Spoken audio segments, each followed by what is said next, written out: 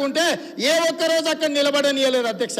లోపలికి వచ్చినంబడే మార్షల్స్ని పెట్టి గొర్రెలు ఈడ్చినట్టు ఈడ్చి బజార్లో పడేసిండు అధ్యక్ష.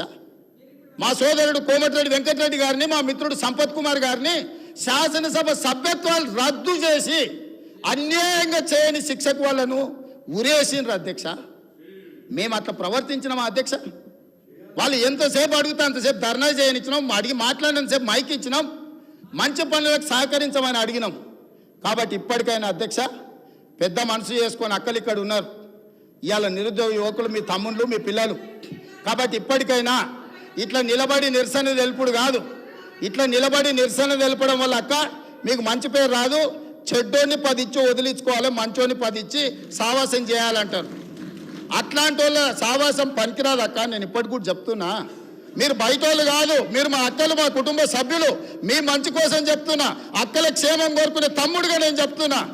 నేను సమాజాన్ని చాలా చూసిన, చాలా కింది నుంచి వచ్చిన, గ్రామీణ ప్రాంతం నుంచి వచ్చిన, ఉమ్మడి కుటుంబం నుంచి వచ్చిన, నాకు అక్క చెల్లెళ్ళు అక్కలను అవమానించేంత నీచమైన జాతి నాది కాదు అధ్యక్ష. చెల్లెలు జైళ్ళు ఉంటే రాజకీయాల కోసం బజార్లలో తిరగటోని కాదు అధ్యక్ష నేను. అందుకే అక్కలతో పాటు వాళ్ళకు కూడా నేను విజ్ఞప్తి చేస్తున్నా, రైతు రుణమాఫీని అభినందించండి, మాదిగల వర్గీకరణకు సహకరించండి, ఆర్డినెన్స్ తీసుకొస్తాం అవసరమైతే, లేకపోతే ప్రత్యేక శాసనసభ సమావేశాలు పెట్టి సుప్రీంకోర్టు ఇచ్చిన జడ్జిమెంటును, ఇప్పుడు ఇచ్చిన నోటిఫికేషన్లలో కూడా మా మాదిగ బిడ్డలకు వర్గీకరణ ప్రకారం వాళ్ళకు రిజర్వేషన్లు అమలు చేయడానికి అవసరమైతే తమరి అనుమతి తీసుకొని మా మంత్రుల సహకారం తీసుకొని ప్రత్యేక సమావేశాలు పెట్టి మాదిగ సోదరులను ఆదుకుంటాం అధ్యక్ష. ఏళ్ళ కొద్ది దశాబ్దాల కొద్ది నిరీక్షించారు అధ్యక్ష. ఇవాళ వాళ్ళకి ఎంత మంచి సంతోషకరమైన పండుగ రోజు అధ్యక్ష. వాళ్ళ కళ్ళల్లో ఆనందం మనం 10 నిమిషాలు కూడా చూడలేము అధ్యక్ష. ఎన్ని తరాలు వాళ్ళు నిరీక్షించారు ఈ రోజు కోసము.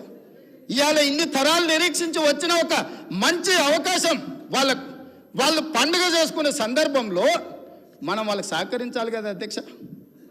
దేవతలు యజ్ఞాలు చేస్తుంటే రాక్షసులు భంగం కలగనికి వచ్చిర్రట. ఇవాళ సుప్రీంకోర్టు మేము మంచి అడ్వకేట్లను పెట్టి వాదించిపించి మేము ఇవాళ జడ్జిమెంట్ తీసుకొచ్చాం. దామోదర రాజనరసింహ గారు ఇక్కడనే ఉన్నారు. వారిని పిలిచి, అడ్వకేట్ జనరల్ని పిలిచి 4 గంటలు నేను సమీక్షించి ఇది నిర్లక్ష్యం చేయడానికి వీల్లేదు,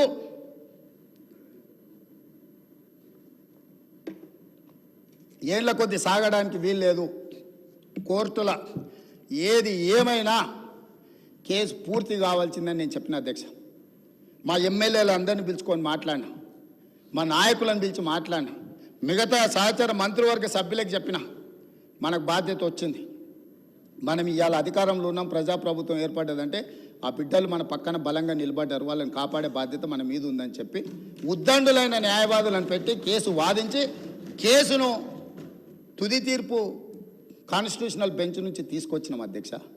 ఇంత సంతోషకరమైన వార్త వాళ్ళకు వచ్చినప్పుడు ఆ పిల్లల్లో మనం కలిసిపోయి వాళ్ళ ఆనందంలో భాగస్వామ్యం తీసుకోవాలి అధ్యక్ష, పంచుకోవాలి వాళ్ళలో భాగం. ఎందుకంటే ఈ అధికారం వాళ్ళు ఇచ్చింది అధ్యక్ష. నేను అడుగుతున్నా ఈ సభలో ఇక్కడ ఉన్న వాళ్ళు ఎవరైనా, ముఖ్యంగా మా అక్కల్ని అడుగుతున్నా, ఆ దళిత బిడ్డలు ఓట్లు లేకుండా మీరు ఎమ్మెల్యేలు అయినా, నేను ముఖ్యమంత్రి అయినా, ఆ దళిత బిడ్డలు ఇవాళ సంతోషపడే రోజు వస్తే మన పట్టుదలలు పట్టింపులు పక్కన పెట్టి మన రాజకీయాలకు అతీతంగా ఈ బిడ్డలు